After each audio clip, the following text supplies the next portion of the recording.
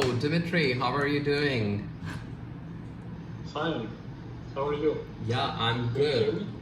Yes, I can hear you. I'm doing great. I was missing you. Yeah. For real, man, for real. So, how's been everything going on? Uh, I think not very good. The job is a little bit tiring right now. Absolutely, absolutely, But what can we do? absolutely, absolutely. What a life, I must say, because to be very honest, I always come up with a lot of positive things before you in our class. But this time, Okay. you know, it wasn't also not pretty much smooth in my part Yeah, as well. I understand. I hope everything is all right now. Yeah, it is. It is. It is. Everything is like getting all right. So, a few I would say bold headings that I should present before we move on. My laptop's battery it went burnt. I had to exchange that, and Oh, when I did that, it was a very regular day before yesterday. I was washing my clothes, and I was also doing a little bit research on my laptop on different tabs in my Google Chrome browser. So yeah. I was coming back and forth in the lounge to the washing machine and lounge and washing machine, and all of a sudden, I came back to continue my research after putting the clothes in the washing machine, and I was and automatically my laptop was on a boot loop, like it's restarting again and again on its On an own. update or something. Yeah, something like that, absolutely. So I was like, what happened to this guy? I tried everything. I even called the computer expert guy who's my friend. Eventually, I went to market and they told me that your SSD is has cracked or something wrong has happened with your SSD and it's not Oh, repairable. I was like, looking up in the sky and I was like, all right, thank you for this life, by the way. at least did you were you able to retrieve your data or no? Yes, absolutely. By the way, you know what? That's a very, very intelligent question, by the way. Uh, Because that's the most important part. absolute, Also the cost of the new drive, of course, okay, but the absolutely, data are irreplaceable, I think. absolutely. Well, yeah. What I do is that thank God, I'm a kind of a little bit organized person. So what I do is that as I have these a few Apple products like an iPhone and iPad, so I have bought this extra storage from Apple of 50 GB On the cloud, yeah. on the cloud. So whatever the important documents that I have to access every day, I kind of like upload on my cloud. And thank God, though it's a Apple software iCloud, but it's still accessible on my Windows laptop. So I put everything in that folder. Whatever I put there, it automatically updates on the server. And I understand. I usually keep the less amount of data in the C drive. If I say C drive, the Windows drive, that means desktop, my documents and everything. But I Yeah. also have a parallel hard drive in my laptop of 1 terabyte. So I usually keep my data in that one. So yeah, regarding to losing the data which I was having on C, not a big deal. It wasn't important. but uh, Okay. but I Yeah. mean, when the events happen after one after another, first the laptop battery, then the SSD. So it was like a little bit, disheartening at a time too. I know really well that feeling. Yeah. Absolutely, yeah, that is the thing. By the way, it My car didn't. just broke one day before, so I had to pay a lot. Uh, Your what broke a day before? my, my car, yeah, Oh, alright, your card broke. yeah. Not exactly broke, but okay. It was a repair that Okay, was to be done. So alright, there was too much noise okay. on the engine, and there was some problem with a thing called compressor. Compressor. Compressor. Yeah. Okay. So it was costly. Okay, Yeah. all right, okay. Yeah, absolutely. By the way, if I speak in euros, so I had to pay 15.55 euros for another SSD of 128 GB. 50 or 15? 15.55. Okay, okay. Is it cheap or expensive? I don't know. For an SSD drive, how big of a storage? 128 gigs. Ah, okay. I think it's a lot cheaper from here than here. Okay. I think my 1 terabyte SSD, I don't have 1 terabyte, I have 500 gigabytes. SSD. It costs about 50 euros, something like that. Okay. 512 gigs of terabyte 512 gigs of SSD in Pakistan, you will get it around, yeah, same price, 50 to 51, but it's 512 because there is another category in between, 128, 256, 512. Yeah. Yes. Yeah, I mean that's It same. also That's same. kind of Yeah. Because of the brand maybe, but I don't know. My SSD I think is Samsung. I don't really remember, but okay. Samsung, yeah, Samsung is a good one, and Samsung SSDs, Transcend SSDs, WD SSDs. Yeah. These are some of the expensive brands on the market, and Seagate as well. Yeah, the classic. The classic, absolutely. They are considered as classics, of course. Okay, by the way, you know what? We're having the last class today, right? of our entire sessions. By the way, you did give me a presentation, right? I kind of prepared. I really didn't prepare a lot. I have actually my thesis, but it's mixed with English and Greek, so I will try to just speak in English. Okay, sure. Sure, no problem. Let's do that. I won't go to much details. Maybe the first 10 slides that are about general stuff and not too technical.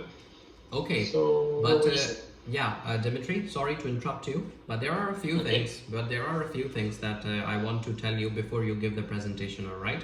Now, these things, you as a research student and as a research teacher as well, you already know these things. I really don't need to tell you. But still, if you have to present it in a much nicer way, as I want you to do it, so there are a few tips that I would like to give you. So yeah. You should know this thing. That whatever the presentation in your life that you're giving, it's not always necessary that your audience might be from your subject or from your background. They might be from some different background as well. So you have to speak easy as ABC in front of them. All right. You have to generalize sometimes a lot of topics in a way that it could be interpreted by your audience very easily, regardless, despite whether they are from your background or whether they are not from your background. Okay? And try to use a couple of general life examples to try to explain them about the basics that what you actually want to deliver. Okay. And let's not forget that non-verbal language matters a lot. Your gestures, your facial expressions, your postures, and the way you do it, by the way, the way you interact with the audience, right? Actually, when I am studying, I am more comfortable with my hands. But when I am sitting, I'm just very still. I don't know why. But That's okay. Yeah. I will try to use them. All right, sure. Let's give it a go. So, sorry for it will be mostly in Greek, but I will actually translate a lot. Okay, no problem. I get it. I will speak directly in English. Okay. I should share my screen.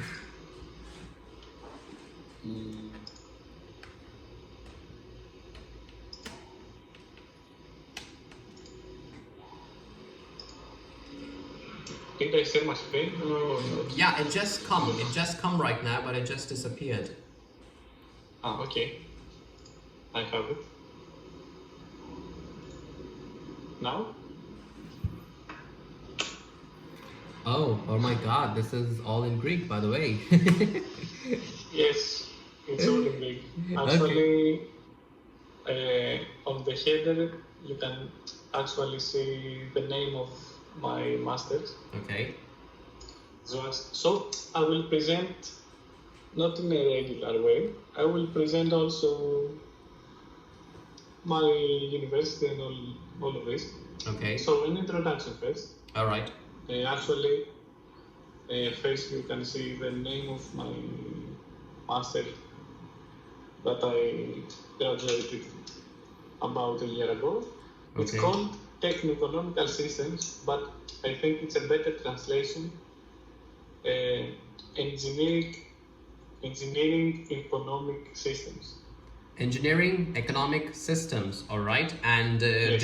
do also tell the title of your thesis project. Okay, my title of my thesis project is Analysis of the Technologies of Virtual Reality, VR, and Augmented Reality, AR, in the construction field. In the construction field. Wow, that seems very interesting. Okay. Below it's my name. It's my name, All right. and below that it's my teacher's name, my professor's name. So teacher is actually a bit offensive for Okay. a professor to call him that. All right. So, Appropriate. We should use the word right here. Appropriate. yeah, more appropriate. Yes. Appropriate. Yeah. So the slide is about introduction. So in the construction field, the construction field actually is about the 13% of the global GPI. I think it's called the economical. Okay, Dimitri, your slide is not moving. It's still the front page, and there is a pop-up by Microsoft PowerPoint. Okay. Now? No. Yeah. Now we are on the second slide. All right. Maybe it's because I went full screen. Maybe Okay. it doesn't catch that.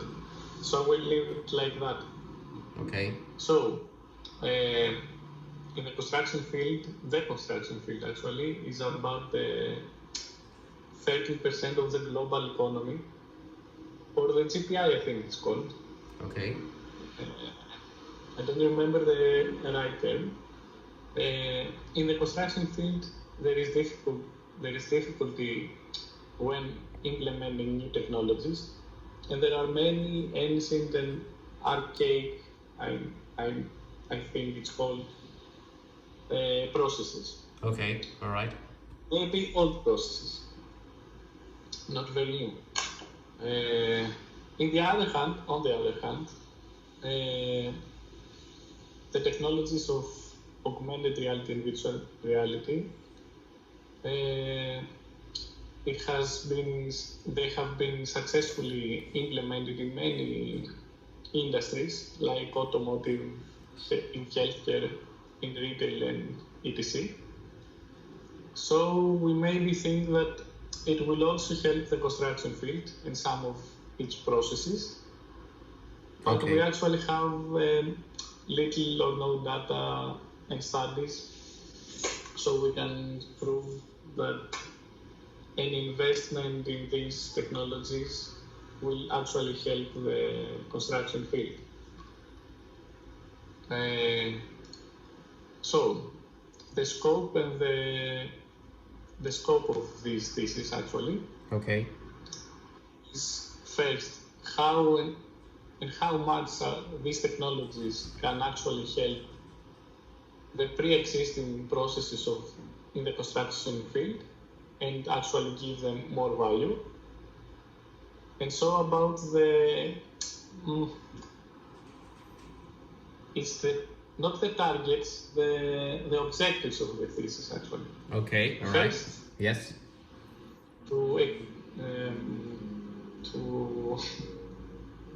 to examine how much the technologies of AR and VR are actually already implemented in some parts of the construction field.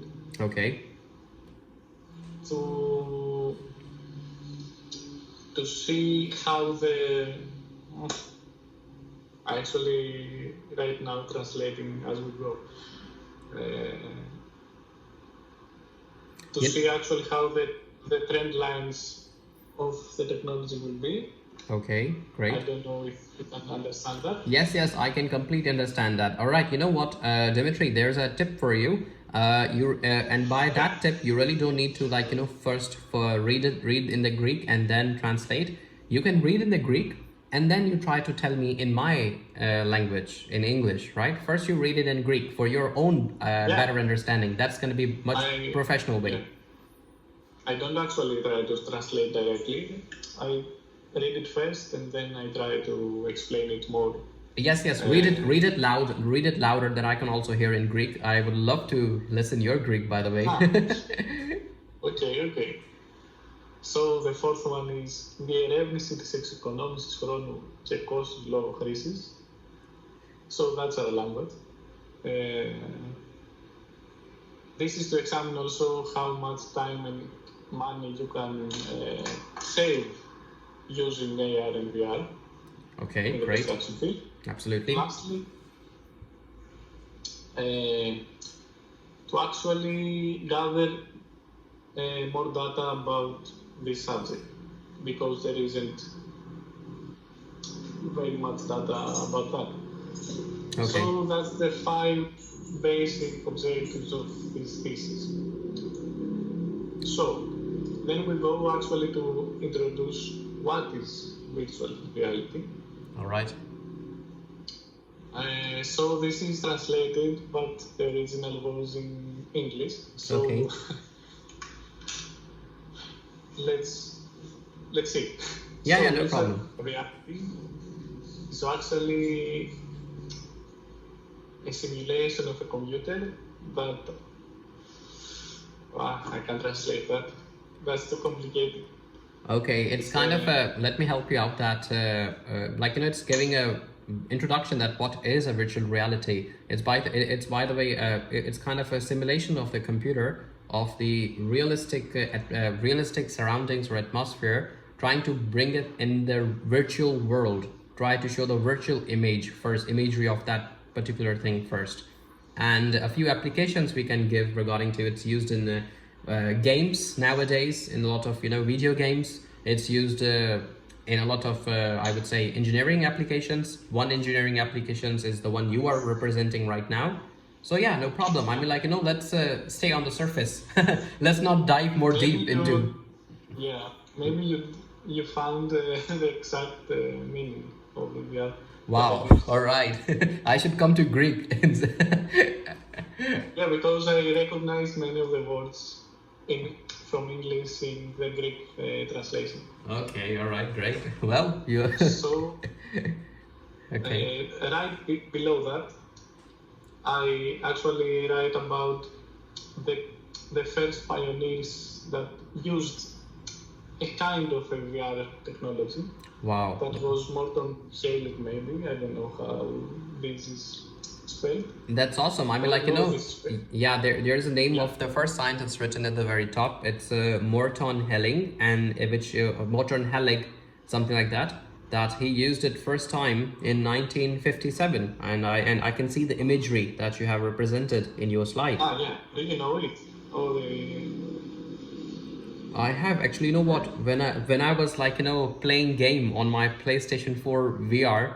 So I'm kind of a little bit optimistic guy, so I do a little bit research whenever I see a new gadget. Yes. Okay, that's interesting. So maybe the first pioneer is Morton Haley with Sensorama, his device. Oh wow, all right. I think that the first image is Ivan Sutherland with Sword of Damocles in 1968. Okay. With this kind of weird device that comes around your head. Yeah, absolutely. And we actually go to almost today with one example of many VR headsets, such as Oculus VR. I have actually used it and it's very, very nice experience. Okay. So then we actually go to augmented reality or AR. Okay. All right. So I remember actually the meaning. Augmented reality is actually the superposition in real time of 3D objects in the real world. Okay. Yes. All right. So I get it. in a more simpler meaning, you actually, when you are wearing an augmented reality headset, you can actually see things that are not really there, Absolutely. but in the physical world. So you can actually wear some glasses and see, for an example, another layer of reality, maybe. Yes, absolutely. I would say 3D, maybe something like that, because Yeah, 3D, I think, or something. absolutely, because nowadays, or the augmented reality, you know what? This is a very good thing that you have just coined, Mr. Dimitri, about the difference between augmented reality and virtual reality. Because there was a time I got completely confused that what is actually the difference between the augmented AR and the virtual VR, right? So for a moment, actually, like I was confused. But nowadays we have experienced this thing as well, that the augmented reality applications are now available on our mobile phones as well, like on Google Play Store and on Apple App Store as well. So you have a lot of games that you can play on augmented reality, and there are a lot of engineering applications as you're using right now. And talking about the virtual reality is actually it's an environment by itself that you can experience by moving in 3 dimensions, like x-axis, y-axis, and z-axis. But to see the things around you in the reality, you would use the term or technology which is called augmented reality. Correct me if I'm wrong anywhere. I think you are absolutely correct. So maybe also this graph on the right maybe is quite helpful to differentiate maybe augmented reality with virtual reality. Okay. I really don't remember what augmented virtuality is, but when I did the presentation, I really remember. Wow. So augmented Okay. reality is a little bit closer to the real environment, and virtual reality is something of its own, a completely isolated world, maybe. So about the history of AR, it's actually the same history with VR, but then it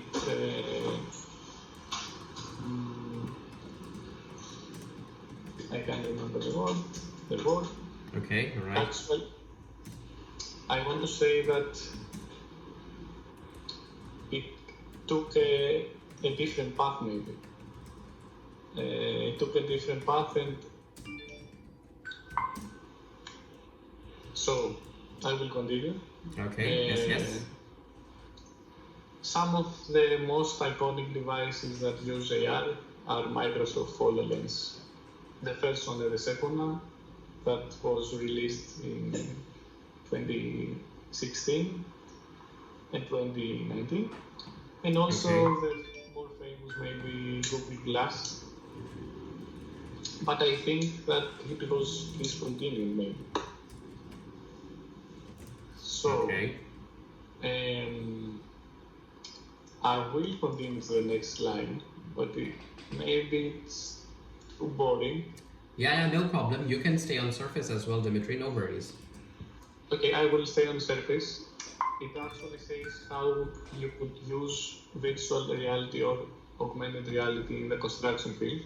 Okay. The first one is to train workers, technicians, and engineers on subjects of construction safety and how to identify risks and dangers when they are on the site Okay, through alright. a virtual world. So to actually simulate different scenarios that they can use to identify some dangers and safety issues. Okay. So the second one, you can actually in real time identify how much the cost is being changed when you actually change materials on a construction field. So, Okay. for example, you can actually see if you choose to use another material for your floor in your apartment. Okay. You can see in real time how much that will cost actually in the end. Wow, now that's very advanced. Yeah, because actually it's measuring exactly the dimensions, so you know the cost beforehand, and so the result is in real time, and you don't have to calculate it by hand. Okay, Dimitri, I have a question here. I have a cross question Of here course. on this point. Well, Okay. I have seen these things. I mean, like the one who can really measure the dynamics or the measurements of a particular plane, a 3D plane or a 2D plane, right? Yes. But this augmented reality or virtual reality or augmented reality, the one which was in the middle in the previous slide, are these things really that much accurate? Because if we talk about the autonomous driving, especially now it's quite popular in the Tesla, that there are a lot of Teslas driving autonomously completely by this company by Elon Musk, something like that, yeah. So is it really that much accuracy, or there is a 5 to 10% deviation error in the results? Yeah, that's a good question. Question. Okay, thank I you. think we can. It's a little bit different from for VR and AR. I think you actually mean there are some applications on many phones that you can actually measure your room and the dimensions of your room. That's what you're saying, correct? Yes, absolutely. I mean, like, as you're saying that, for example, I'm standing on a construction site, all right, and I have to Yes. construct a building on an area of like 500 yards or maybe 1,000 yards or square yards, all right, and to measure that and to mark that on that particular ground on the construction site. So instead of that, Yes. I should be using theodolite. That's what you call in civil engineering, right? How did you say that? How you say? Theodolite, something like that. There's a kind of camera kind of thing. You civil engineers use that. Okay. Okay, You okay. mean a 3D scanner? Yeah, something like that, 3D scanner. So I mean, like, that particular thing is made for that particular application. The results are quite accurate of that particular device, right? But if we talk about a Yes. VR or AR technology, are the results very accurate, or there is always a little bit error as compared to the original results which you can do physically by, like, walking on the 500 yards or 1,000 yards construction Yes, site? yes.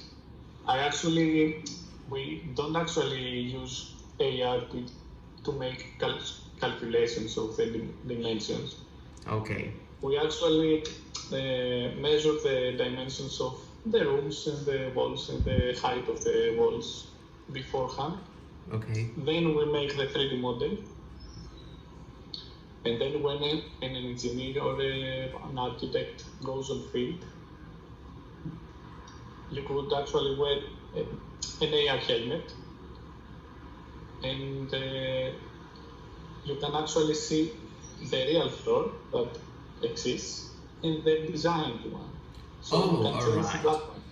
Okay, okay. So the dimensions will be correct without any error. All right, I Uh, understand. we, you could also use some other technology to measure them on site, but I think that's a completely different matter. I think you can actually measure it with LiDAR technology. I think it's kind of a laser that sends beams and measures how much time the beam had to go to direction. Absolutely, yes. I mean, like, this But technology, yeah, this technology, for example, AR or VR, I'm sorry, I'm interrupting you. This could be at least, yeah, this technology could be used at least to just give an idea to the construction engineers, whether it's an architectural engineer or a designer, that how the thing will look in the reality. I mean, like, you can have a very good idea. Or because you see, Yes. as we have a lot of applications on our mobile phones of augmented reality that you can of regarding to interior decoration. For example, if you want to place a sofa Yes. or a study table or a bed, you can use your camera, your mobile phone camera, and see that how in the reality it's going to look like, whether you're going to like it or not based on the dimensions. So it will help you to take a better decision in the future. Yes, of course. So the next one, the fourth one, Okay. is to actually train also technicians and engineers on subjects about how to manage a project through using some simulation of virtual site. So more of kind of a game to actually simulate different processes and you change things and see how that goes. Okay. Not so good example. And also the last one is to how this word is axiology, the first word. Okay. To see how the light and the acoustics of a room actually are before you build it. Absolutely, yes. In a virtual environment. So that's the last one. Okay. Oh, actually, you know what? We are still stuck on the slide number 6. Oh, now we are at 7. Okay. Now we are at 7. All right. I won't go in much detail about that. No it's problem. It's actually about the technology that is based is actually really important for this to work. About BIM, Building Information Modeling, is actually when you are making a model from the start, from the scratch. Okay. And you put all the information and details about everything. Okay. The walls, the materials, the lighting, everything. So, on that technology, we use virtual and augmented reality. So you actually create a 3D model and you put all the parameters that you may need in the future. All right, okay. And this BIM, if I'm not wrong, correct me if I'm wrong, this is a CAD software, right? A similar one, yeah. Okay. Maybe you know Revit, Autodesk, Revit. Revit, yes, I know about Revit, yes. Yeah, it's very, very famous. SolidWorks, Revit, BIM, and of course some of them are from the family of AutoCAD or Autodesk, if I'm not wrong. Yeah, AutoCAD is of the company Autodesk. Yes. So it's the same company. Autodesk Revit, Autodesk AutoCAD. I don't think that SolidWorks, maybe it's from another company. I don't remember the name. Yeah, SolidWorks is basically for mechanical engineers, if I'm not wrong. Yes. With lots of moving parts and. Yeah, absolutely. Yes. Gears and sprockets, anything like that. Yes. So the next one, it's about the process that we use BIM and AR VR to actually create a new system that is AR, VR, and BIM. Okay. And there are 3 systems that we can use: a tabletop AR, VR, BIM. All right. Okay. And then we'll elaborate on that. So if you take your phone and you have a BIM application, You actually have a paper that has maybe QR codes. You're familiar with QR codes and Okay, can you please come again the name? QR. QR. The codes that you scan with your phone that actually little rectangles. Oh, okay, QR code. Yes, yes, absolutely. Yeah. The latest technology of barcodes. Yes. Yeah. You actually have a paper that has maybe QR codes and some other symbols Yes, absolutely. that don't really mean anything for someone that sees it. So Okay. you can take your phone and look around the paper, and actually a 3D model is being generated from your phone or your VR device, Okay, all right. just like the one that these guys wear. They actually really they're they're really lost, I think. So the second one is remote AR/VR. That is the head device. Okay. Are you on slide 9? Because I'm still on 8. No, on eight. The On 8. second of the system. Okay, all right. The remote, yeah, the remote AR VR BIM, the second point. Okay. And the last one is remote monitoring. Remote It's monitoring. when you can take a drone and fly it on a construction field, and you can see again with augmented reality some Oh wow! All right. some parts of the building that haven't been built yet. Okay.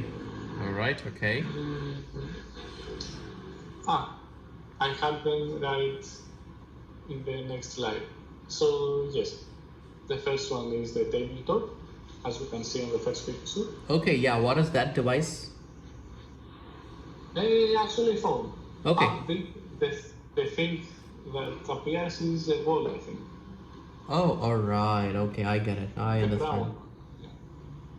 You can see the design, the layout design of the paper, Okay. Yes. and then it creates the 3D model on the augmented space. Oh, Then all is the right. wall. Now I get it. Actually, it's a tabletop, and this is a screenshot captured of the VR Yes, AR yes. AR vision. All right. Okay, I get it. I get it. Exactly. The second one is the wearable device Okay. that you can actually see on the side, and the third one is from a drone space perspective. Wow. Okay. So I will not continue because Yes, we yes. go very technical. I think the next part of the thesis is the statistical analysis. Okay. Now I would like to know. Yes, yes, absolutely. I think you have explained pretty much the technology that you were involved in your thesis project. But now I will come to the question Yeah. answer session, and we can speak Yeah, face of to course. face now. Of course. And that is actually thank you for your attention. Oh no, actually, you know what? And yeah, you know what? To be very honest with you, why I was taking so much interest in your presentation because, of course, as a teacher, I have to as well. And the second most important thing is that this is something that I was also interested in because I completely forgot that what was your thesis. You did told me in the earlier classes as well, but Yes. I completely forgot. But when you started to explain, oh my God, my entire electrical engineering was coming in my mind. Then how can I use this technology in my electrical? Oops. All right. The power. Yeah, actually no, it's my light. It just goes on and off on its own. Okay. Okay. That's great. That's great. Actually, you know what? I really liked your presentation, and I think you Thank you you. could have done better if it was in English that you didn't have to translate it Yeah, again yeah. and again. I understand Of that. course. I Absolutely. know, but I didn't prepare very much. No problem. Still, it was really great, Dimitri. Okay, Dimitri. By the way, a very important question. Yes. What do you think? What is the future scope of this technology in civil engineering? Because if we see especially in the Gulf countries, there is a race of building the tallest skyscraper. Now, whereas in UAE, we know that Burj Khalifa is the world's tallest building, but there are rumors, and I shouldn't call them rumors, but these are confirmed news that in Riyadh in Saudi Arabia or in Jeddah in Saudi Arabia, now they are trying to construct a more taller building than Burj Khalifa in Dubai. It's called the Kingdom Tower, something like that. So how this technology could be used in that perspective? Yes. And even more, an even taller building, I think it will be very much unneeded. But okay. Yeah. Uh, so, okay, this technology maybe you could actually use it in many of the stages of the building procedure. You can surely use it when on the design phase, when you actually design a building, so to visualize how the building will look when it's finished. And because I think that kind of a building will be enormous, so you must fix and decide on all the details of how things will be. Okay, I follow that. I would say that I would say now I will ask you some more complicated questions. Okay, and there are going to be two questions coming up. All right. Maybe they are maybe they might be easy for you to answer because they are still related to civil engineering. All right. Because I'm a kind of a guy who gets inspired by whatever engineering topic you talk on. You talk on civil engineering, you talk about mechanical, petroleum. I'm all into that, right? Because I by myself I have an engineering background as well, right? So, of course. So, what do you see the future research topics for the upcoming students of civil engineering? What are the research focuses and areas where students or teachers or professors or scientists can also work in the future in the Department of Civil Engineering? Yes. Okay. Sounds difficult. Because I'm actually trying to find the answer myself. Okay. So I will invest on something similar. So maybe I will. I think that maybe researching on building information modeling. Okay. The one that I presented in my thesis. Okay. That actually gathers all the information of a building, so you can use them even when the building is operating. So you can actually do repairs. Maybe, for example, if your home was built with big technology, okay, there will be information about even how. Do you see the gypsum coordinates of your ceiling? Oh, I cannot see the gypsum coordinates of my ceiling. I mean, like I can. The frames. Yeah, I see the square frame. You can also see behind me the square frame. I can see you. Hello, can you hear me? Can you hear me now? Sorry. Can you hear me now? Maybe. Yes. Yeah, well, I can see these coordinates. I can see, I mean, like, these coordinates at my back. I can see that. Yeah. We have them in Greece also. We are very much like this kind of style. Okay. And maybe in my room also all right. A smaller one, but also a similar. Okay, all right, so I get it. With building information modeling, you can access what kind of frame that is, maybe who also installed it, so you can use it to repair it very, very fast. Okay. With little to no cost. A very small example. Also, I think that we should invest in more in in programming new processes and maybe analysis softwares Absolutely. that we can use with to sorry to better ourselves on the field.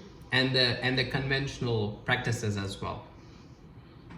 Yes, yes, and maybe as a civil engineer, I would like to invest on data scientists and data analysis maybe. Wow. Because there are many, Okay. many data, much Absolutely. data, sorry, Much data, absolutely.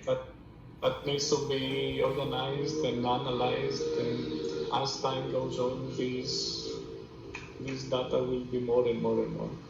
Okay, And Dimitri. you can't be Yeah. just a civil engineer, you must be a civil engineer, you must be a programmer. Absolutely. You must Yeah. be everything. Absolutely. I completely second this, what you just said right now, because programming is a kind of a thing that we need in every field nowadays, even in medicine, even in art, or, you just name it, and you need programming, or as you called, data. Data is very, very crucial, data analysis, and Yes. being a data scientist or something like that.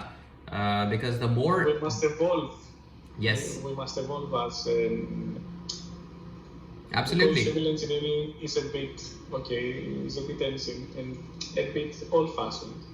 Absolutely, because I think the data can help us in a way that if you have a lot of data from the past centuries of regarding to civil engineering, so one thing better could be happening. Like a lot of better things could be happening then. You would be at a good place to train your new algorithm, your analysis algorithm, or you can improve your current CAD softwares, your computer aided design softwares, based on the previous data, to make it more accurate, to also determine that what could be the long term and the short term losses in the construction area, in the construction field, the things that we need to take care of. Maybe you see salination in the walls. Salination in the walls. You can also prevent that with the help of the data by analyzing.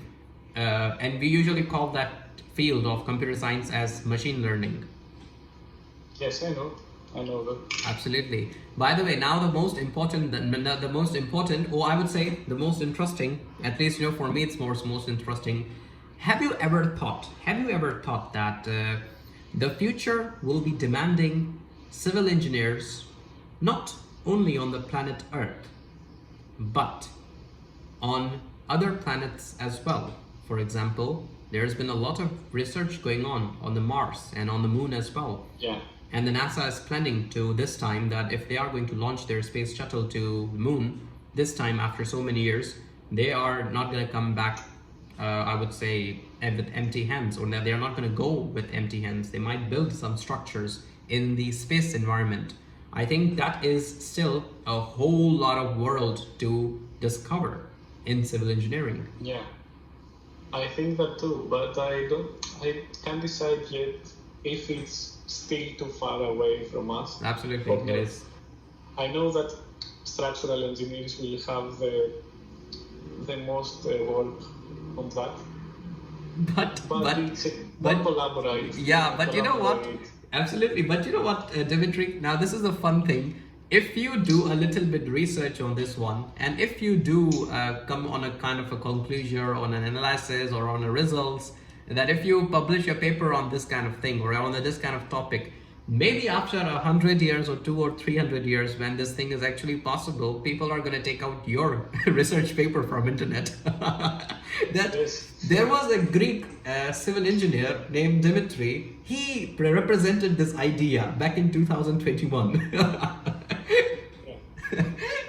They are going to remember you as Newton. I hope it will be like that, but I think it's more possible to actually take a look back and laugh, because our ideas will be very, very far from the absolutely the way we remember. Absolutely, the way we remember these days. We think now, maybe a lot different A lot than different. what we used to Absolutely. think later. Absolutely. The way we remember Albert Einstein, Thomas Edison, or Newton, Isaac Newton, they might remember you as Dimitri from Greece. Maybe, yeah.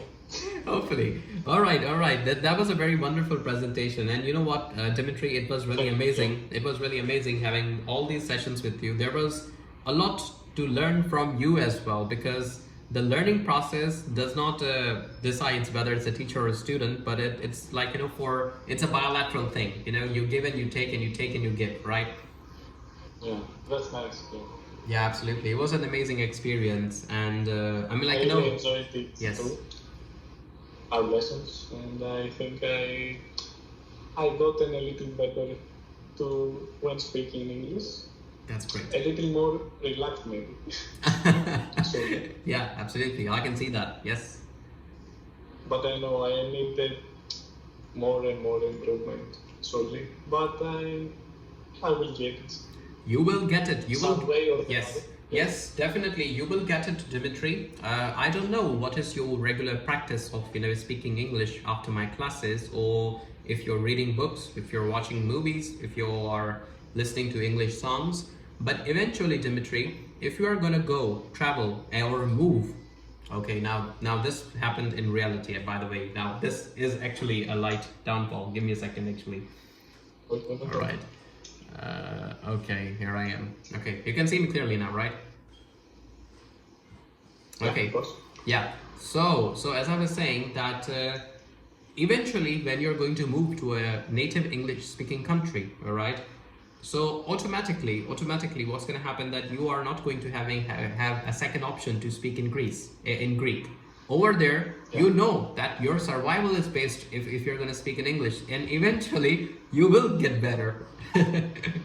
Yes, I know. We will see. Absolutely. All right, Dimitri. Thank you I'm so much. actually planning Yeah. to continue with the lessons, but maybe Yes. I want to take a small break. Okay. So I don't know when exactly Okay. we will start again, but maybe 1 or 2 weeks, maybe. Oh wow! I mean, like, not a lot, but that's interesting. Well, I wasn't expecting that, but you know what? Thank you so much. That's an honor, by the way, that you're gonna come back to me again. And of course, and in the next session, if you ever start after a week, 2 weeks, or after a month, depends on you, on your feasibility. Yeah. We will be having some new set of exercises, because it's been like 2 weeks that I've been working on a new course of my new course on speaking classes. A little bit more challenging, maybe. Yeah. very nice. I would love to see that. Absolutely. Yeah, I mean, like, most welcome. Whenever, just ring me or just message me. I'm right here. No worries. Yeah, of course. I will message you shortly, but I really don't know when. No problem. Because I'm trying to fix some things with not to fix, to settle something with my work and some other stuff. Absolutely. So yes. we'll see. We'll see, definitely. All right, Dimitri. I know the exact phrase, to sort things out. To sort things out. Yes. Yeah. And that's why you're having a call, by the way. That was the right thing. Yeah. Okay, Dimitri, my friend, thank you so much. Silent, thank you for everything.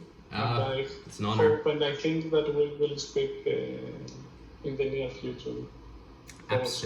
Absolutely, we will. And you know what? Thank you so much, Dimitri, for choosing me as your teacher, as your English speaking assistant, by the way. And it was really amazing. I got to learn a lot about your culture, your country, and civil engineering. Of course, why not? Okay, then bye-bye, Dimitri. Then see you soon. Do message me, all right? Bye-bye. See you soon. Have a good night. Have a good night Bye-bye. as well. Bye-bye.